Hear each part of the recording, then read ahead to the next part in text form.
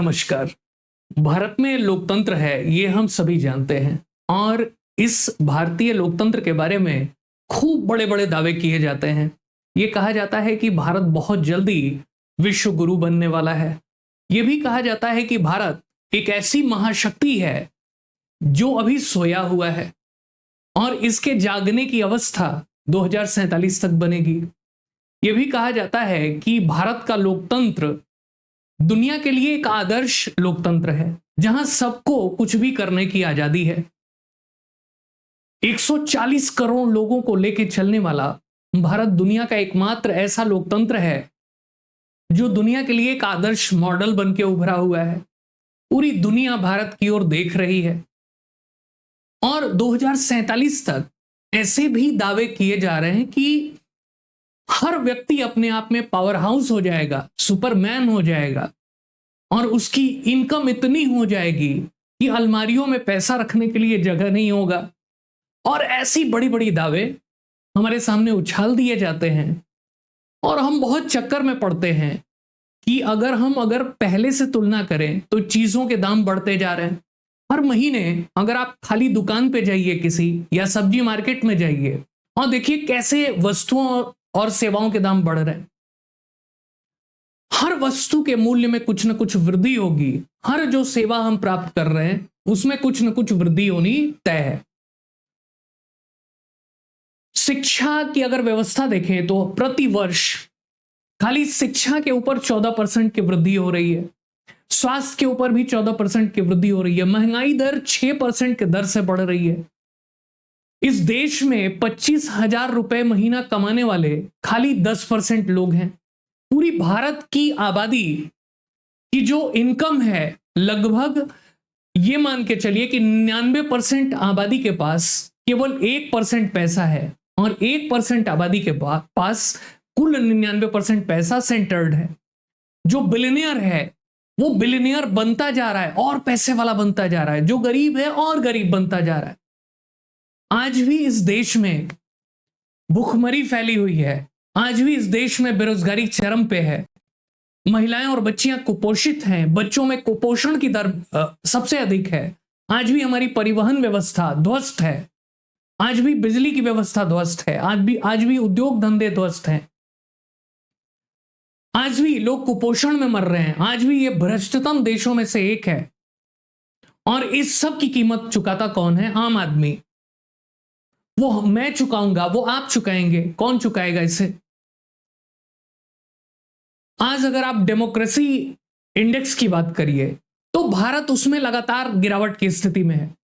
अब खाली रैंकिंग में बदलाव से, जैसे 2022 में हम 46वीं पोजीशन पे थे, 2023 में हम 41 पे आ गए, तो इसको लेके काफी ज्यादा शोर शराबा मचाया गया। लेकिन आज भी हम डेमोक्रेसी इंडेक्स में फ्लॉड डेमोक्रेसी के रूप में जाने जाते हैं। कमियों वाली डेमोक्रेसी। वादे तो बहुत किए जाते हैं, लेकिन इस डेमोक्रेसी में आम जनता को कितने अधिकार मिलते हैं? डेमोक्रेसी की परिभाषा यह होती है कि जहां पे एक ऐसी सरकार की व्यवस्था, जब आम जनता यह निर्णय ले कि उसका भाग्य कैसा होगा, वो व्यवस्था कैसी बनेगी, ये आम आदमी निर्णय लेगा। क्या ऐसा है हमारे देश में? क्या आम आदमी निर्णय लेता है? हमें तो कभी कह दिया जाता है कि डिमोनेटाइजेशन हो गई, विमुद्रीकरण हो गया, आज से नोट बंद। हमें तो कभी कह दिया जाता है कि आज हमने ये किसी देश से समझौता कर लिया, ये बात बंद। अब आम जनता तक न्यूज़पेपर से और मीडिया से ही सूचना लगती है। वो भी मीडिया कितना स्वतंत्र है हमें नहीं पता है। हमें लगातार ये बताया जाता है कि चीन जो है लोकतंत्र नहीं है वहां पे, और हमारे यहां लोकतंत्र है, इसलिए चीन में तेज विकास है और हमारे यहां स्लो है। तो इसका मतलब यह है कि क्या लोकतांत्रिक व्यवस्था में, क्या लोकतंत्र के मॉडल में विकास नाम की कोई चीज नहीं है? तो इस हिसाब से तो दुनिया के जितने विकसित मॉडल हैं, चाहे नॉर्वे हो, अमेरिका हो, ब्रिटेन हो, जर्मनी हो, फ्रांस हो, जापान हो, कोरिया हो, सब पीछे होने चाहिए थे। आपने लोकतंत्र की चादर ओढ़ के और उसके अंदर में जितने कुकर्म हैं आपने सब कर लिए हैं। आप उस लोकतंत्र की काली चादर में सब छुपाना चाहते हो, वो भ्रष्टाचार छुपाना चाहते हो, वो बेईमानी छुपाना चाहते हो, वो गैर उत्तरदायित्व तो अपना छुपाना चाहते हो, अपनी झूठ छुपाना चाहते हो, और केवल लोकतंत्र की दुहाई देके आम जनता को बेवकूफ बनाना चाहते हो। तो क्या हमारा जो लोकतंत्र का मॉडल है, ये लोकतंत्र का मॉडल हमारे लिए एक शाप हो गया है? क्या हमारे लिए एक कर्स हो गया है ये? क्या लोकतंत्र के नाम पे सारी कमियों को ये कह के केवल बोल दिया जाएगा कि लोकतंत्र है, इतना तो बर्दाश्त करना ही पड़ेगा?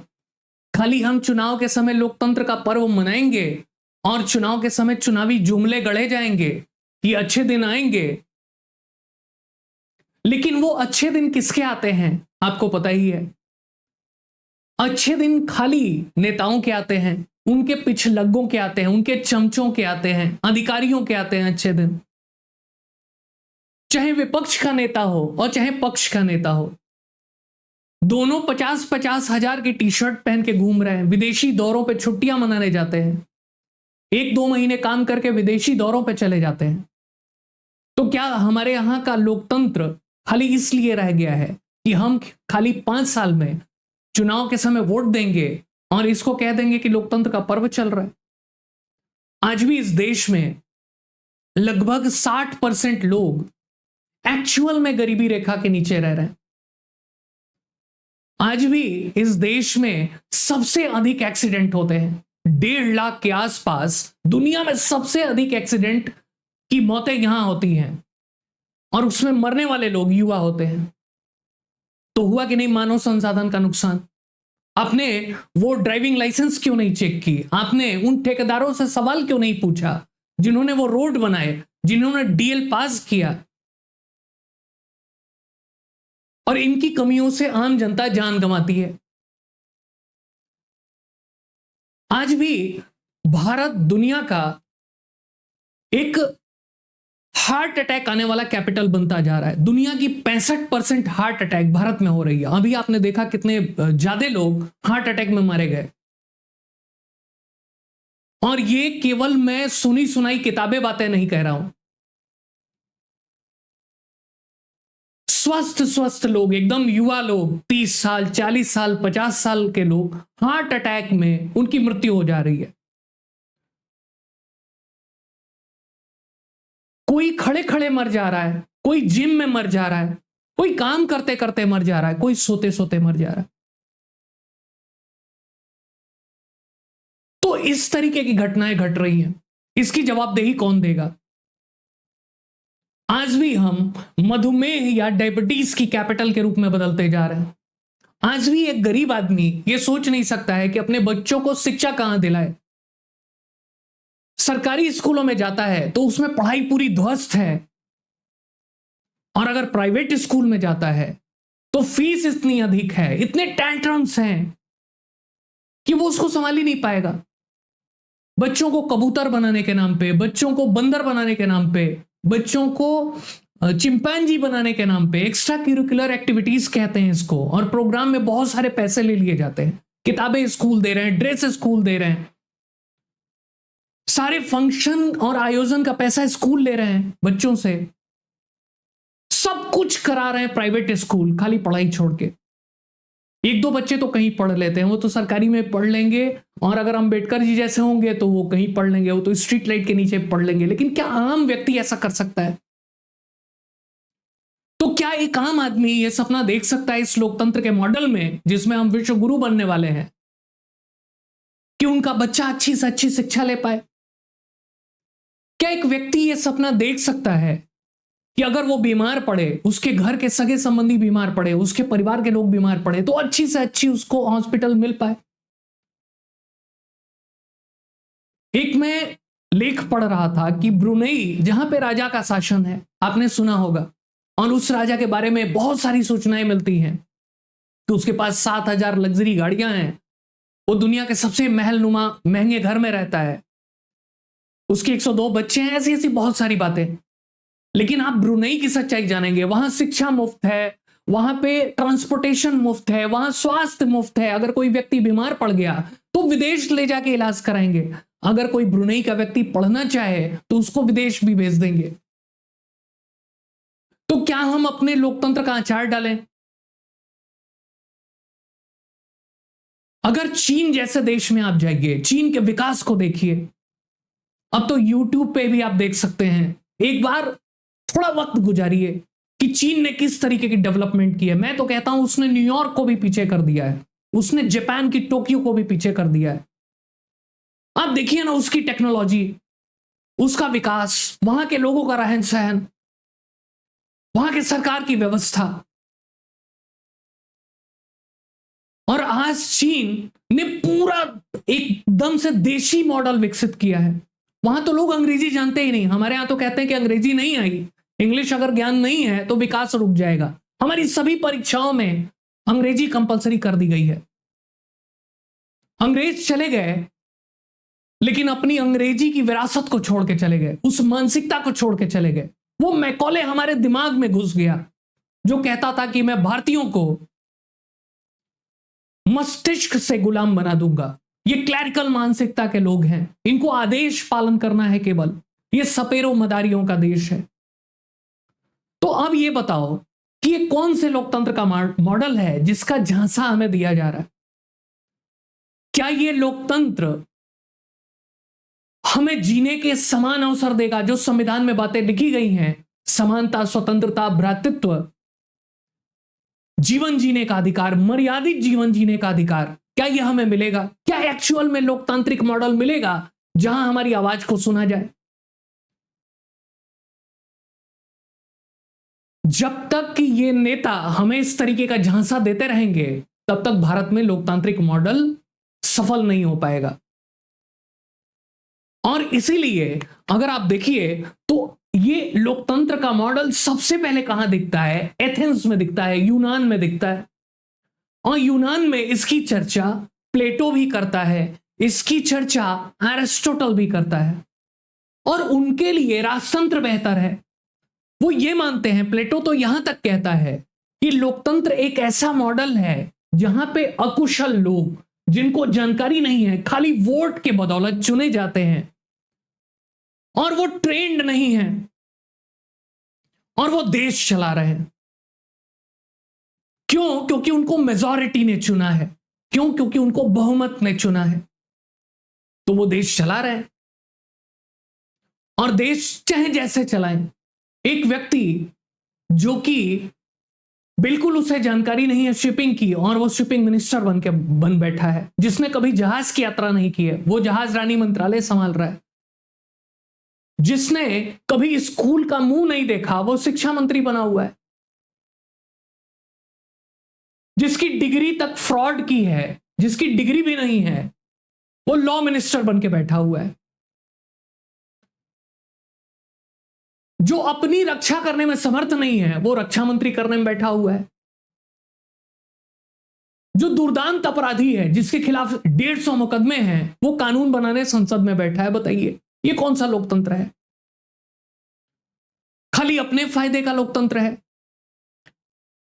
तो इसी लोकतांत्रिक मॉडल की आलोचना प्लेटो भी करता है, इसी लोकतांत्रिक मॉडल की आलोचना एरिस्टोटल भी करता है। और लोकतंत्र तब तक सफल नहीं होगा जब तक इसमें आम जनता की सुनी नहीं जाएगी। तो क्या दुनिया में कोई ऐसा देश ही नहीं है जहां पे लोकतंत्र एक्चुअल में रियलाइज हो रहा हो? जरूर है। तो अगर हम बात करें कि ग्रीस से जब निकला ये लोकतंत्र, तो ये जो ग्रीस का एथेंस और स्पार्टा, एथेंस वो क्षेत्र है जहां इंटेलेक्चुअल्स रहते थे, जहां विद्वान लोग रहते थे। एथेंस वो धरती है जहां पे सुकरात, प्लेटो, एरिस्टोटल का जन्म हुआ, अरस्तु का जन्म हुआ। अरस्तु वही जो सिकंदर का गुरु था। और वो ज्ञान की परंपरा एथेंस से चली आ रही है, और दुनिया के जगह जगह के हिस्सों में इस लोकतांत्रिक मॉडल को बाद में चल के एक्सेप्ट किया गया।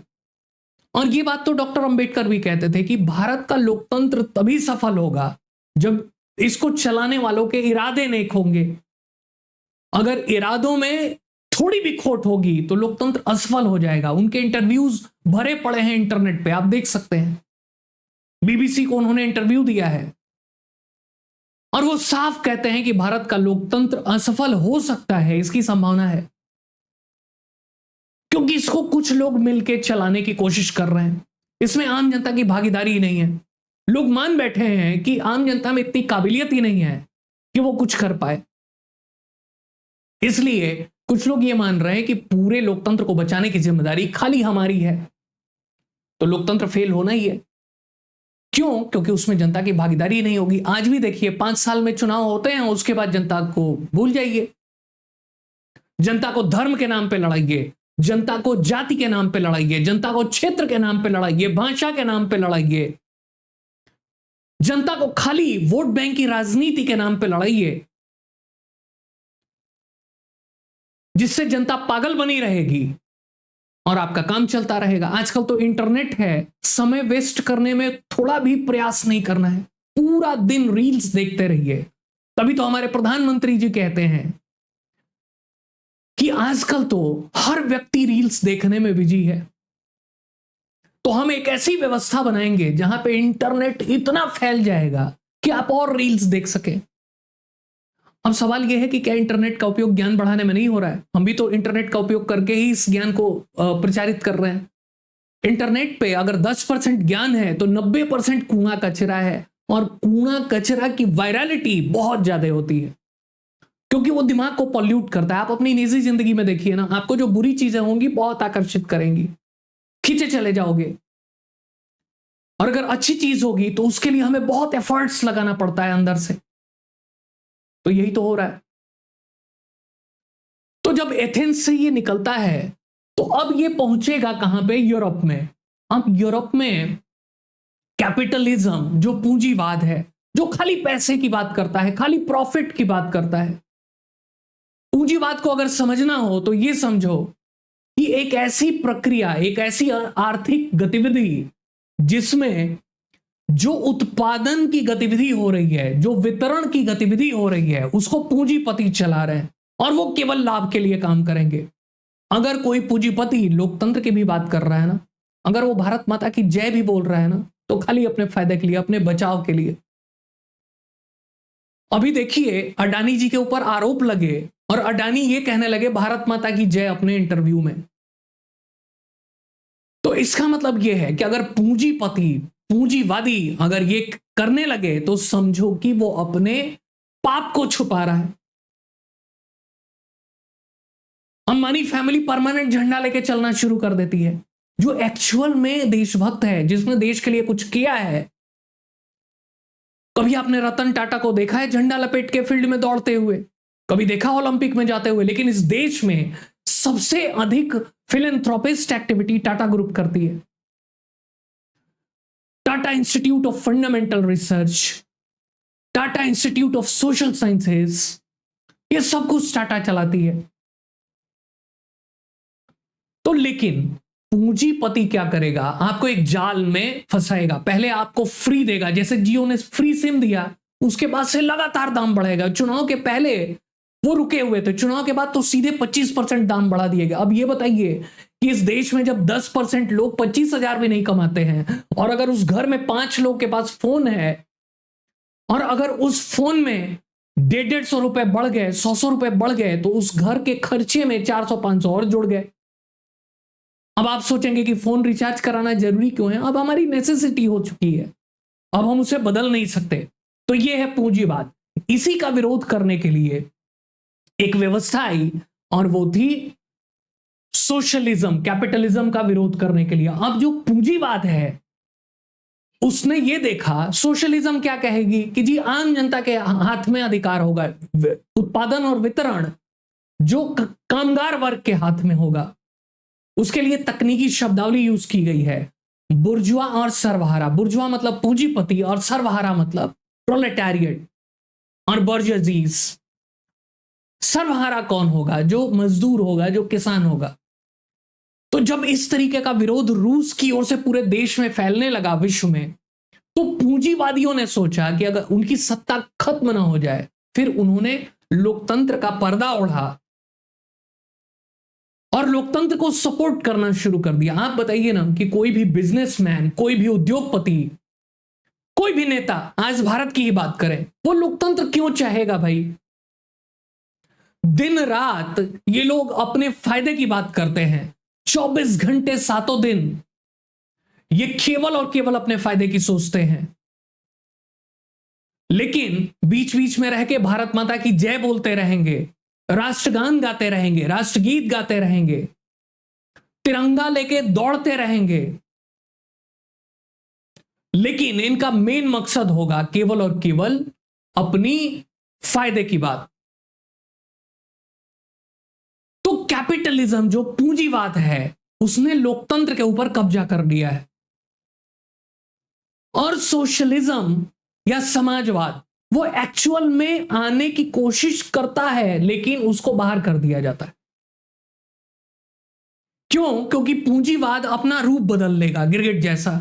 वो ये दिखाएगा कि हम तो सोशलिस्ट भी हैं, हम तो रिपब्लिक भी हैं। आप देखिए ना, भारत के संविधान में जो बात लिखी गई है कि India is a democratic secular socialist Republic.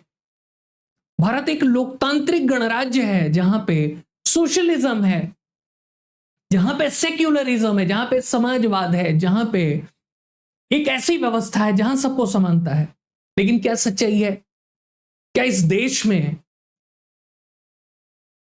एक ऐसा वर्ग नहीं तैयार हो गया है जो 2-2 साल शादियां कर रहा है, खत्म ही नहीं हो रहा है, 5-10-20 हजार करोड़ रुपए फूंक दिए जाते हैं, और एक आम इंसान एक घर में छोटा सा फंक्शन मनाने के लिए 6 महीने पहले से तैयारी करता है। अगर शादी हो गई तो 2 साल तक घर की हालत नहीं सुधरेगी, कर्जे में आ जाएगा वो।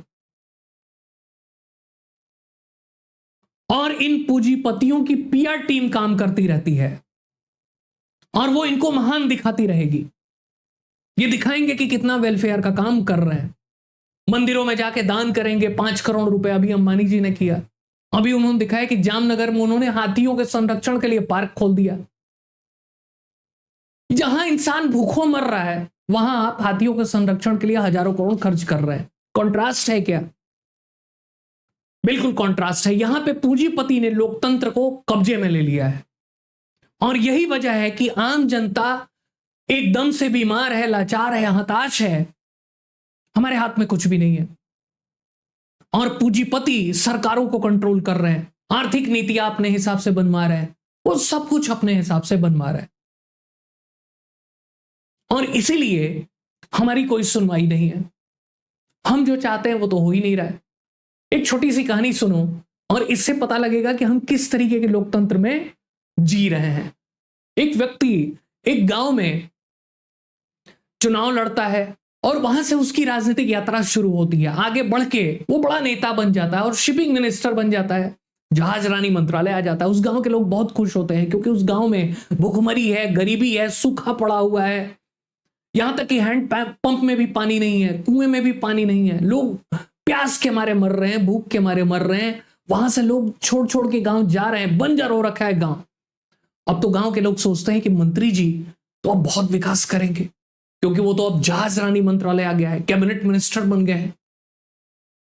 मंत्री जी का दौरा 1-1.5 साल बाद होता है गांव में। जीतने के बाद गांव के लोग बहुत खुश होते हैं। मंत्री जी पूछते हैं कि बताओ बताओ भाई गांव वासियों, क्या करूं मैं तुम्हारे लिए? मैं तुम्हारे बीच से तो आया हूं, मैं तुम्हारा सेवक हूं, मैं चौकीदार हूं, मैं तुम्हारा दरबान हूं, जो कहोगे मैं करूंगा। उन्होंने कहा कि जी मंत्री जी, इस क्षेत्र में जरा कुछ व्यवस्था कराते, पानी की व्यवस्था हो जाती, रोजगार की व्यवस्था हो जाती, हम लोग को दूर नहीं जाना पड़ता, हमारे बच्चे अच्छी शिक्षा ले लेते, हमारे यहाँ स्वास्थ्य की सुविधाएं हो जाती। कुछ तो नहीं है, ना हॉस्पिटल है, ना स्कूल है, कुछ तो करा देते। सोमालिया बन रखा है गांव। मंत्री जी ने कहा अभी करते हैं, क्या बात कर रहे हैं आप?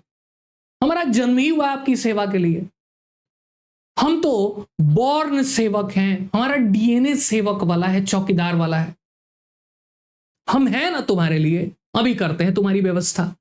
और उसके बाद मंत्री जी ने इस कार्य को बहुत जोर शोर से शुरू कर दिया कि गांव का तो उद्धार करना है। तुरंत उन्होंने एक बड़ी सी टाइटैनिक जैसी जहाज गांव में भिजवा दी। गांव के लोग पूरा हुजूम उमड़ पड़ा, बच्चे दौड़ने लगे, जैसा होता है नॉर्मल तरीके से।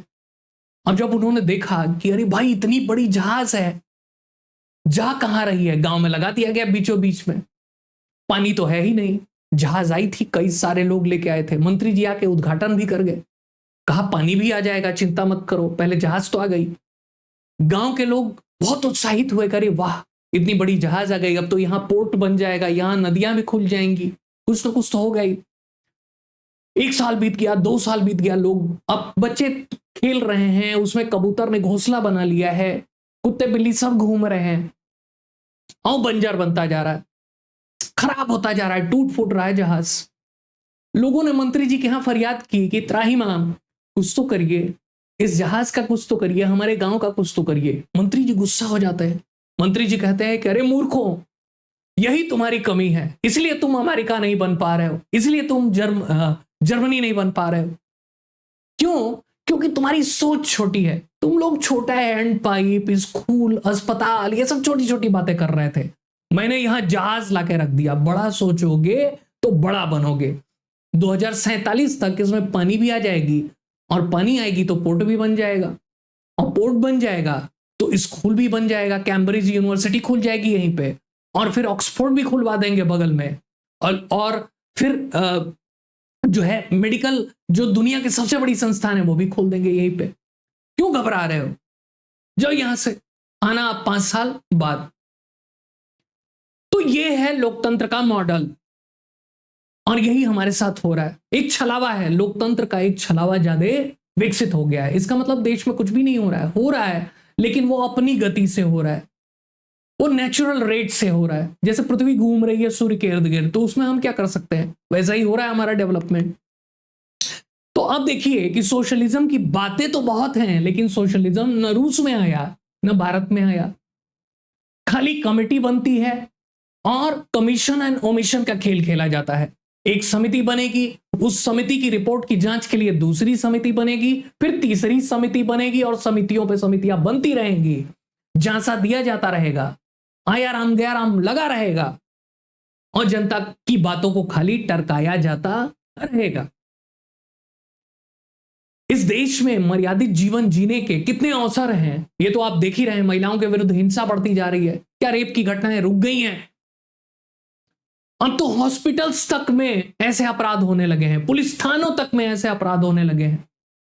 जजेस भी संलिप्त होते जा रहे हैं ऐसे मामलों में, बड़े बड़े अधिकारी संलिप्त होते जा रहे हैं। जो एथिक्स का पेपर लिख के आईएएस बनते हैं, वो भी संलिप्त हैं एमएमएस बनाने में, पोर्नोग्राफी में। बताइए, तो हमारा लोकतंत्र किस मॉडल की ओर जा रहा है? यह हास्यास्पद हो रखा है। तो अब आप देखेंगे कि इसी बात की कल्पना करता है कार्ल मार्क्स। कार्ल मार्क्स की 2 किताबें बड़ा फेमस है, वैसे तो इसने बहुत सारी किताबें लिखी। कम्युनिस्ट मैनिफेस्टो, जिसमें वो कहता है कि जो बुर्जुआ वर्ग है, पूंजीवादी व्यक्ति है, वो पूरे इतिहास पे कब्जा कर रखा है। पूरी इतिहास को इस पुस्तक में, कम्युनिस्ट मैनिफेस्टो में, कार्ल मार्क्स कहता है कि ये क्लास स्ट्रगल है, पूरा इतिहास वर्ग संघर्ष का इतिहास है। और जो पूंजीवादी है उसने हमेशा ही वर्कर्स या सर्वहारा या गरीबों का शोषण किया है। इसको बदलना पड़ेगा, इस क्लास स्ट्रगल को बदलना पड़ेगा। दास कैपिटल वाली किताब में वो कहता है कि इसको खत्म करके एक बराबरी का हिस्सा लाना होगा। दास कैपिटल में वो कहता है कि एक आम व्यक्ति, एक आम मजदूर, एक आम वर्कर पूंजीपति के बिजनेस में खूब योगदान देता है, दिनों रात मेहनत करता है, सरप्लस अपनी जो अतिरिक्त ऊर्जा है वो लगाता है, लेकिन उसका लाभ कौन लेता है? पूंजीपति। धनी से धनी होता जाता है, पूरी व्यवस्था को कब्जे में ले लेता है। इसीलिए मार्क्स को इस सोशलिज्म, मॉडर्न सोशलिज्म का जन्मदाता मानते हैं। इस कम्युनिस्ट मैनिफेस्टो को बाइबल ऑफ कम्युनिज्म कहते हैं। साम्यवाद एक ऐसी व्यवस्था जहां पे खाली वर्कर्स का राज होगा, लेकिन एक आइडियल व्यवस्था हो गई। इसका भी खराब प्रयोग कर दिया था लेनिन ने और स्टालिन ने रूस के अंदर में। आप देखेंगे कि सोशलिज्म जब रसिया में आई तो वहां पे जार का शासन था, वहां का राजा, और लेनिन के नेतृत्व में खूब खून खराबा हुआ, बोल्शेविक क्रांति हुई, बोल्शेविक पार्टी ने की, और मार्क्स के सिद्धांतों को ही उलट दिया गया। मार्क्स तो कहता था सबका शासन होगा, कोई लीडर नहीं होगा, कोई पार्टी नहीं होगी। और रूस में जब लेनिन ने क्रांति की, बोल्शेविक क्रांति अपने नेतृत्व में करवाई, तो उस समय वो खुद लीडर बन गया, उसने बोल्शेविक पार्टी बना ली और खूब खून खराबा किया, हिंसा हुई। हिंसा का समर्थन मार्क्स भी करता है। लेकिन ये बहुत विकृत रूप दिखता है लेनिन के समय में, और स्टालिन तो उससे भी खतरनाक है। 1927 तक आते आते उसने कम्युनिज्म को ऑथोरिटेरियन बना दिया, तानाशाही बना दिया। सभी अमीरों को मारा जाने लगा। अब अमीरों को मार देने से समस्या का समाधान तो होगा नहीं, तब तो कोई अमीर ही नहीं बनेगा, कोई अतिरिक्त श्रम ही नहीं लगाएगा। कहा यह जा रहा है कि अमीर अगर अमीर है तो गरीब को भी वो अवसर मिलने चाहिए जिससे वो अमीर बन सके और सब अमीर हो जाए। तो ये मॉडल ही पूरा विकृत हो गया। और इसी बीच में वेस्टर्न कंट्रीज, जो अन्य देश थे, अमेरिका हो गया, ब्रिटेन हो गया, जर्मनी, फ्रांस, ये सब ने ये कहा कि देखा कम्युनिज्म फेल हो गया।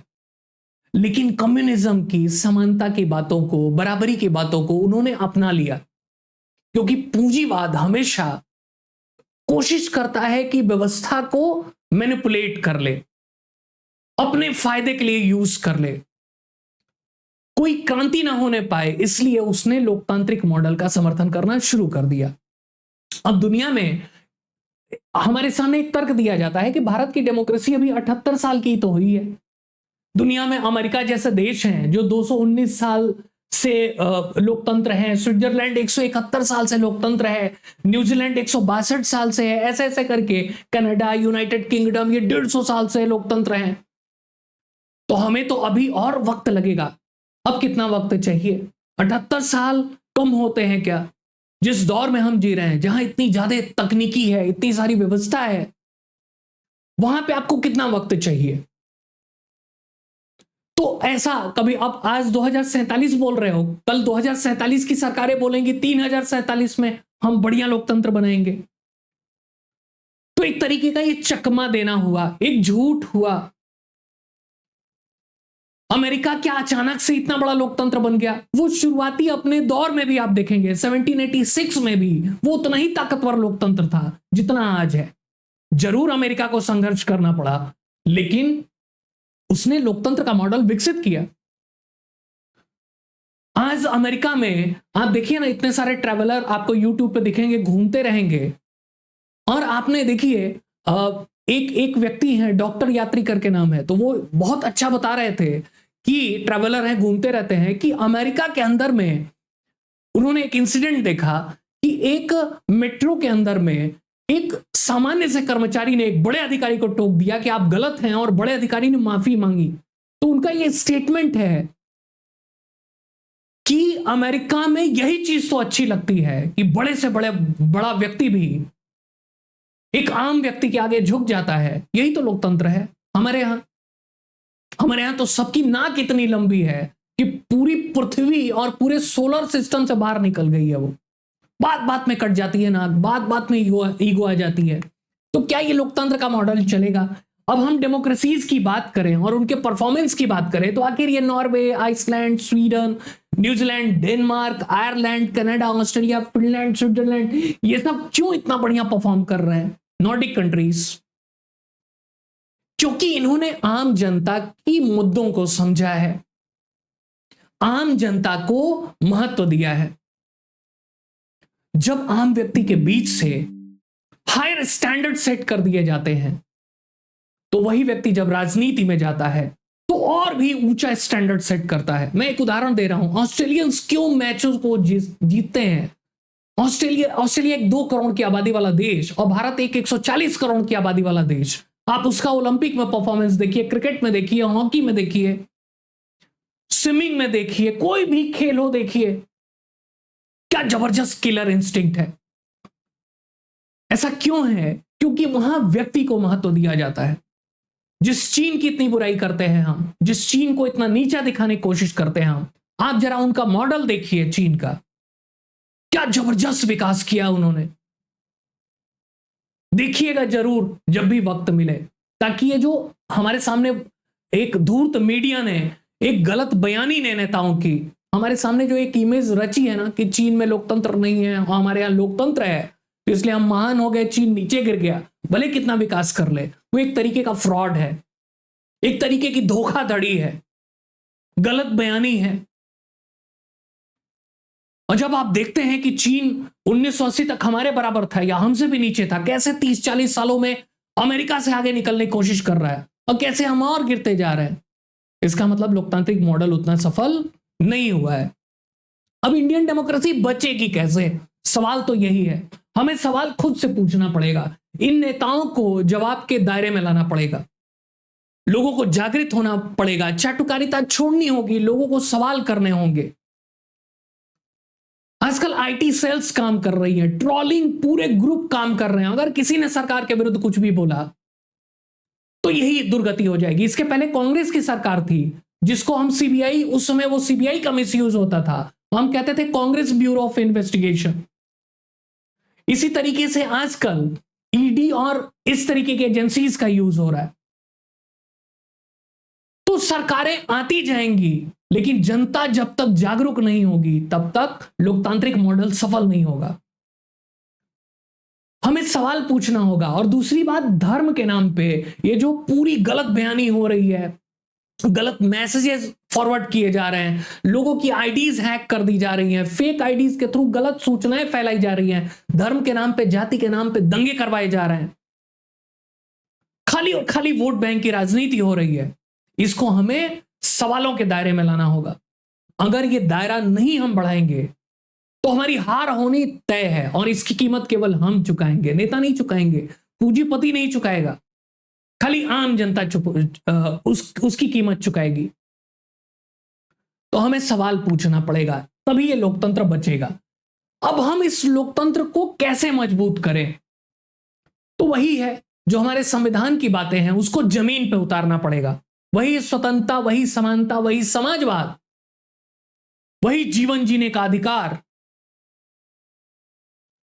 वही मर्यादित जीवन अगर हमने ग्राउंड पे उतार दिया तो हमने लोकतंत्र को मजबूत कर दिया। हमें केवल बहुमत की बात नहीं करनी होगी, केवल मेजॉरिटी वाली लोकतंत्र नहीं होगी, ये माइनॉरिटी की भी लोकतंत्र होगी। और सब मिलके, हिंदू, मुस्लिम, सिख, ईसाई, जब सब मिलके सरकारों से सवाल करेंगे कि हमें लड़ाना बंद करो, ये धूर्तता बंद करो, आपस में मिलना जुलना सीखना होगा, शिक्षा को हथियार बनाना होगा। अगर व्यक्ति शिक्षित है तो वो जागरूक है, वो इस फ्रॉड को, इस धूर्तता को, इस मक्कारी को समझता है। इसीलिए डॉक्टर अंबेडकर कहते थे कि पहले शिक्षित हो जाओ, शिक्षित हो जाओगे तो संगठित हो जाओगे और तब जाके अपने हक की लड़ाई लड़ोगे। लेकिन कोई शिक्षित नहीं होना चाहता। आजकल तो लोग, एक सरकार ने इंटरनेट फ्री कर दिया है और हर कोई क्या कर रहा है कि आजकल रील्स बनाने में बिजी है। अब तो पढ़ना लिखना भी लोग नहीं चाहते। बताओ, एक ऐसे देश में खाली अगर रील्स आधारित एक लोकतंत्र बन गया फिर क्या होगा? अगर सभी युवा रील्स ही बनाने लगे फिर क्या होगा इस देश का? बहुत आसान होगा मैनिपुलेट करना, बहुत आसान होगा इस देश पे नेताओं के लिए, पूंजीपतियों के लिए राज करना। तो हमें इस लोकतंत्र को बचाना पड़ेगा। कैसे? इन सब चीजों को मजबूत करके। इंडियन डेमोक्रेसी बहुत खूबसूरत है, दुनिया का सबसे बड़ा लोकतंत्र है। और इतना बड़ा लोकतंत्र आप देखिए, पाकिस्तान भी हमारे साथ जन्मा, उसके बाद बांग्लादेश भी आया, उसके बाद श्रीलंका में भी डेमोक्रेसी थी, दुनिया के कई सारे देशों में डेमोक्रेसी है। लेकिन 140 करोड़ की आबादी वाला देश लोकतांत्रिक मॉडल में आगे बढ़ा। देश के लाखों लोगों ने इस स्वतंत्रता संघर्ष में अपनी आहुति दी। बाबा साहब भीमराव अंबेडकर के नेतृत्व में, डॉक्टर राजेंद्र प्रसाद के नेतृत्व में, नेहरू जी, पटेल जी के नेतृत्व में यह संविधान लिखा गया, जिसने जनता के सभी अधिकारों का वर्णन किया। लेकिन इस संविधान की बातों को हम ही ने बदल दिया, हमारे नेताओं ने बदल दिया जो हमारे बीच से निकले। हमने सवाल नहीं पूछे, हमने कभी उनसे उत्तर की अपेक्षा नहीं की। हमने इस डेमोक्रेसी को पार्टिसिपेटरी बनाने की कोशिश नहीं की, सहभागी लोकतंत्र बनाने की कोशिश नहीं की, जहां जनता डिसीजन मेकिंग में भागीदार बनेगी। हमने केवल प्रतीकात्मक डेमोक्रेसी बनाई है, एक रिप्रेजेंटेटिव डेमोक्रेसी बनाई है, एक सिंबॉलिक डेमोक्रेसी बनाई है, जहां पे हम अपने प्रतिनिधियों को चुनते हैं और वो जाके शासन करते हैं और वो अपने हिसाब से कुछ नियम बना लेते हैं जो उनके पूंजीपति मित्रों के फायदे के लिए होते हैं। हमारे ऊपर वो नियम कानून थोप दिए जाते हैं, तो जब हम सवाल करना शुरू करेंगे तो लोकतंत्र बचेगा। संविधान के जो अनुच्छेद हैं वो जीवित होंगे। हमारी संस्थाएं, जुडिशरी हो गया, संसद हो गया, न्यायपालिका हो गई, स्थानीय स्वशासन की संस्थाएं हो गई, वो मजबूत बनेंगी। आम जनता डिमांड करेगी कि हमारा मौलिक अधिकार है। शिक्षा पे क्यों जीएसटी लगनी चाहिए, इंश्योरेंस पे, हेल्थ इंश्योरेंस पे क्यों जीएसटी लगना चाहिए, ये सरकार से सवाल नहीं पूछा जाना चाहिए। प्राइवेट स्कूलों की फीस कौन निर्धारित कर रहा है, सरकारी सेवाएं क्यों खराब होती जा रही हैं, इसका सवाल नहीं करना चाहिए। खाली झांसा देके कि भारत विश्व गुरु बनने वाला है, भारत की ओर पूरी दुनिया देख रही है, और सत्ता में बने रहना इन राजनेताओं का काम है। भारत माता की जय बोल के भारत माता को नीचा दिखाने का काम इन नेताओं, इन भ्रष्टाचारी पूंजीपतियों का है। तो अब इसका समाधान क्या है? समाधान एकदम क्लियर है। इस लोकतंत्र को बचाना है तो हमें शिक्षित होके सवाल पूछना पड़ेगा, अपने हक की लड़ाई लड़नी पड़ेगी। इन नेताओं को प्रश्न के कटघरे में लाना होगा, डर को खत्म करना होगा, क्योंकि जिस दिन लोकतंत्र में आम जनता डंडे के डर से अगर सवाल पूछने बंद कर देगी तो लोकतंत्र अपने आप मर जाएगा। और यही वजह है कि हमारा लोकतांत्रिक मॉडल 78 साल से स्ट्रगल कर रहा है कि आम जनता को उसका हक मिले, एक मर्यादित जीवन मिले, जहां वो भविष्य के लिए एक सपने देख पाए, न कि वो डिप्रेस हो जाए। आज हमारे युवा 90% युवा डिप्रेस है। आज हमारे बुजुर्ग, हमारे आम लोग एक जिंदगी में खाली रोटी कपड़ा मकान ब्याह शादी करके खुश होते हैं कि हमने जिंदगी जी ली। क्या यही लोकतंत्र का मॉडल, क्या यही लोकतांत्रिक व्यवस्था का सपना हमारे लाखों स्वतंत्रता सेनानियों ने देखा था? तो इसको हमें बदलना पड़ेगा। और ये बदलेगा कैसे? हम खुद बदलेंगे। इस देश की तस्वीर और तस्वीर हम बदलेंगे, यह हमें तय करना होगा। ऐसे ही मुद्दों पे हम आगे भी बात करते रहेंगे। बताइएगा ये सेशन कैसा लगा, लोकतांत्रिक मॉडल के बारे में आपकी समझ कितनी बढ़ी, और इन सब टॉपिक्स के ऊपर हम डिटेल में भी चर्चा करते रहेंगे। नमस्कार, धन्यवाद।